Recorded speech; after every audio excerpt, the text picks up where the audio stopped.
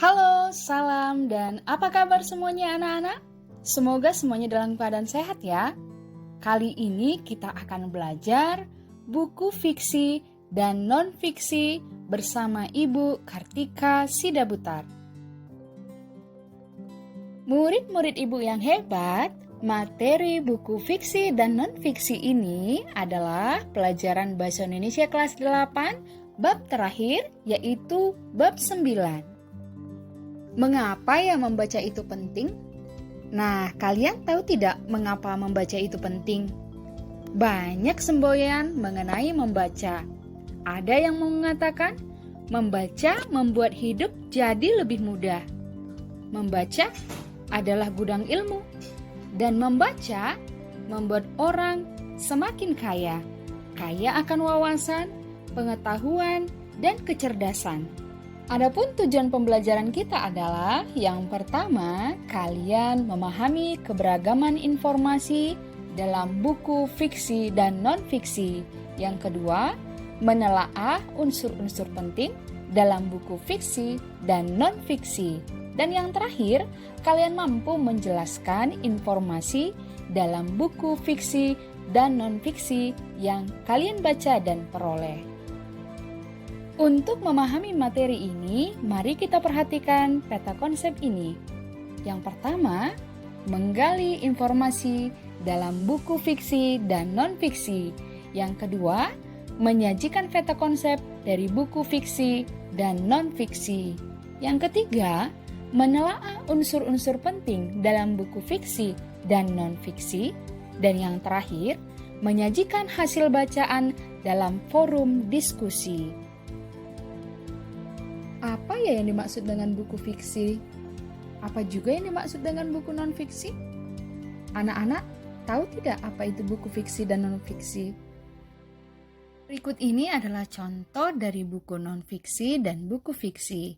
Yang termasuk dalam buku fiksi bisa cerpen, novel, dongeng, fabel, hikayat, komik, dan lainnya. Sedangkan yang menjadi buku non-fiksi adalah ensiklopedia, buku pelajaran, buku ilmiah populer, dan buku penelitian. Buku fiksi adalah hasil imajinasi yang dituliskan dalam sebuah karangan, sesuai dengan sifatnya yang merupakan karya rekaan. Sedangkan buku non-fiksi adalah karya ilmiah yang disusun berdasarkan fakta. Informasi yang disajikan sesuai dengan kenyataan yang sebenarnya terjadi di kehidupan nyata. Dengan demikian, informasi tersebut secara keilmuan dapat dipertanggungjawabkan.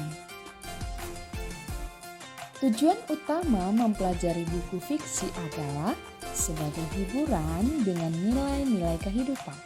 Sedangkan tujuan utama mempelajari buku non-fiksi adalah memperoleh informasi, wawasan, dan ilmu pengetahuan. Ciri-ciri buku fiksi yang pertama bersifat fiktif, imajinatif, dan rekaan belaka. Yang kedua berbentuk cerita seperti cerpen dan novel. Yang ketiga menggunakan bahasa konotatif. Yang keempat, memiliki kebenaran yang relatif. Yang kelima, pembelajaran berbentuk amanat. Sedangkan ciri-ciri buku non-fiksi, yang pertama berdasarkan peristiwa yang terjadi yaitu kenyataan. Yang kedua, dapat berbentuk laporan. Yang ketiga, menggunakan bahasa yang denotatif yaitu makna yang sebenarnya. Dan keempat, membuat pengertian dan penjelasan. Yang kelima, pelajaran yang muncul dapat berupa wujud materi. Selanjutnya kita akan mempelajari unsur-unsur buku fiksi dan non-fiksi. Unsur buku fiksi terbagi dua, yaitu unsur intrinsik dan ekstrinsik. Unsur intrinsik, unsur yang terdapat di dalam karya sastra itu sendiri, dapat kita singkat dengan akronim TELAT TEGAS. Yang pertama adalah tema, yang kedua adalah latar, yang ketiga adalah alur, yang keempat adalah tokoh, yang kelima adalah gaya bahasa, yang keenam adalah amanat, dan yang ketujuh adalah sudut pandang. Unsur ini yang menjadi topik kita dalam mengetahui isi buku.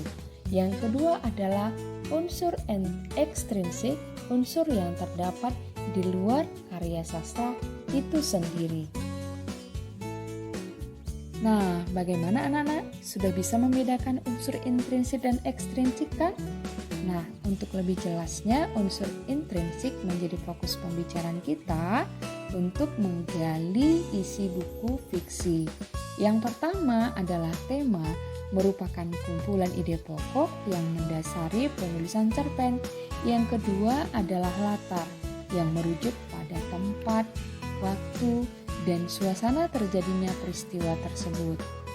Unsur intrinsik yang berikutnya adalah alur, yaitu urutan peristiwa yang didasari pada sebab akibat.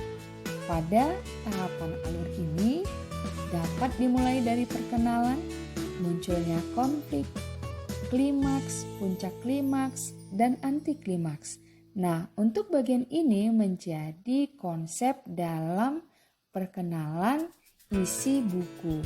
Selanjutnya, mari perhatikan bagan atau peta konsep berikut ini.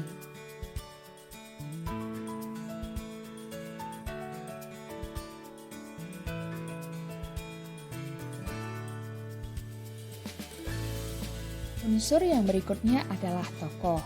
Tokoh adalah pelaku fiktif yang ada dalam cerpen. Nah, untuk jenis tokoh ini ada 4. Kalian pasti tahu apa yang dimaksud dengan tokoh protagonis? Iya, tepat sekali, tokoh yang memiliki sifat yang baik, positif seperti jujur, berani, ramah, lembut, dan lain-lain. Sedangkan tokoh antagonis, anti yang pasti, penentang dalam sifat dari tokoh yang baik, yaitu, ya benar sekali kalian bisa menyebutkan, iri, sombong, pemarah, juga termasuk dalam sifat ini. Yang selanjutnya adalah tokoh protagonis yang memiliki sikap penengah, yang arif dan bijaksana.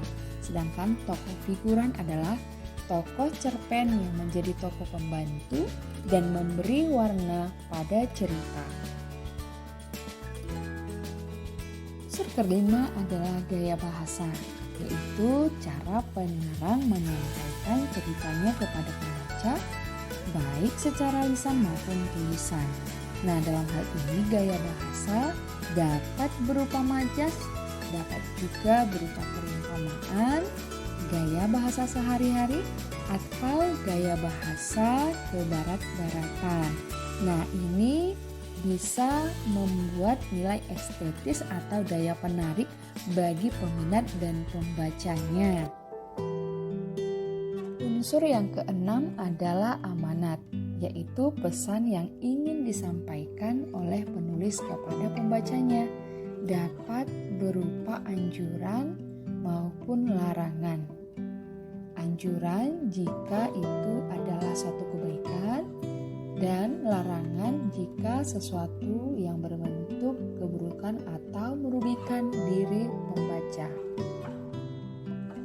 Unsur intrinsik yang ketujuh adalah sudut pandang pengarang, yaitu posisi pengarang dalam cerita. Ada 2, yang pertama, sudut pandang orang pertama pelaku utama.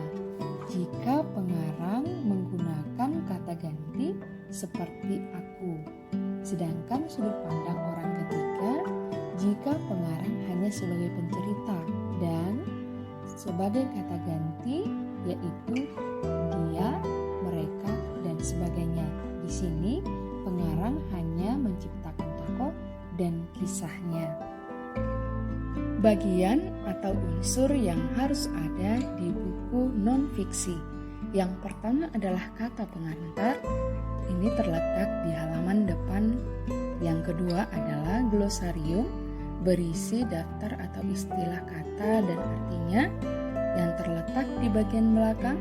Yang ketiga adalah indeks yang terletak di bagian belakang. Dan yang terakhir adalah daftar pustaka yang juga terletak di bagian akhir yang berisi tentang daftar rujukan buku-buku yang dipakai oleh penulis.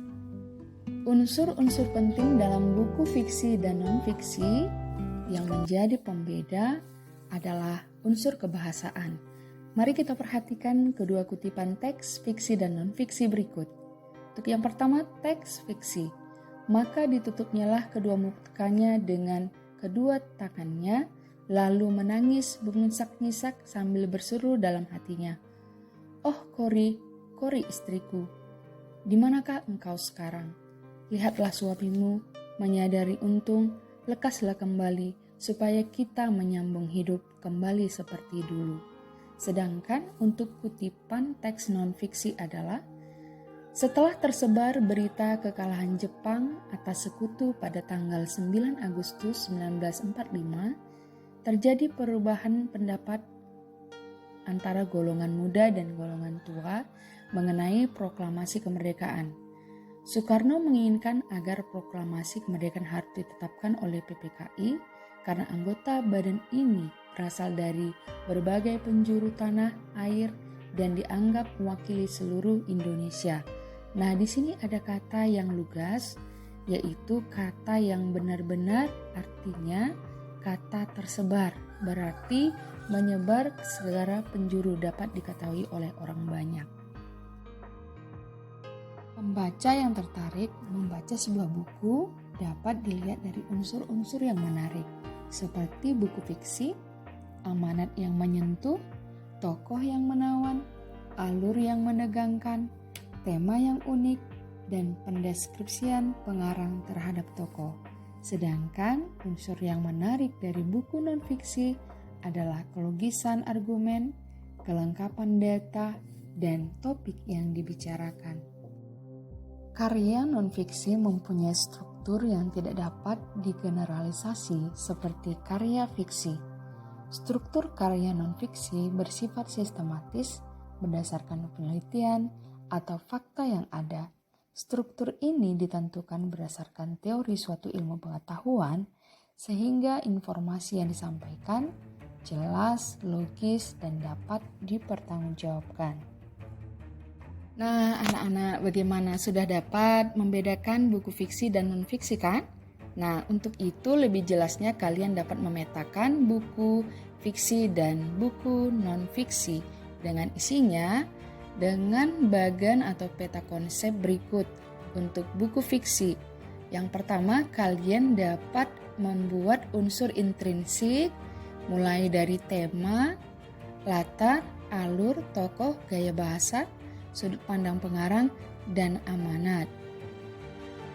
Sedangkan untuk buku non-fiksi atau buku pelajaran dan buku ilmiah, kalian dapat mendaftarkannya isi dari setiap bab pada bagian kolom berikut ini.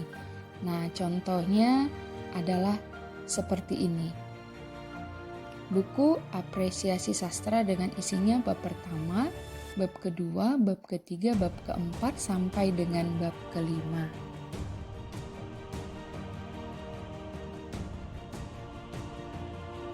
Nah, anak-anak, gampang kan membedakan buku fiksi dan non-fiksi? Kuncinya adalah kita memiliki kemauan untuk membaca dan menjadikan membaca adalah habit atau kesenangan bagi kita. Dengan membaca, kita dapat menjadi luas dalam pemikiran, pertimbangan, dan juga kreatif dalam melakukan sesuatu. Jangan lupa membaca dan tetap semangat. Belajar, belajar, dan belajar.